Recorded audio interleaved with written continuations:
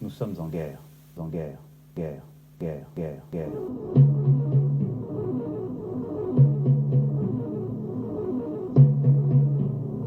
Tout le monde a compris. On ne confine pas pour éradiquer le virus. Non, non, non, non.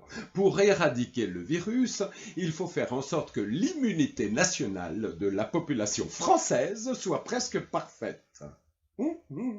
Il s'agit donc de tomber malade, puis de guérir, ou de mourir, ou d'attendre le vaccin.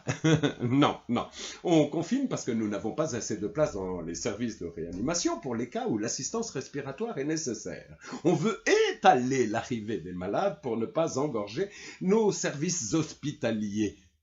C'est pas bête, d'ailleurs. On pourrait utiliser ce système pour plein d'autres choses. Hein? Dès qu'il y aurait une pénurie, un manque de quelque chose, crac, on confine. Prenons un exemple.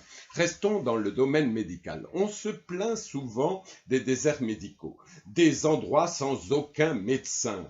Hein? Eh bien, on enferme tout le monde, crac, on confine les patients, les médecins, on met en place la téléconsultation pour tout le monde par Internet et c'est fini les déserts médicaux. D'ailleurs, c'est ce qui se passe en ce moment, non?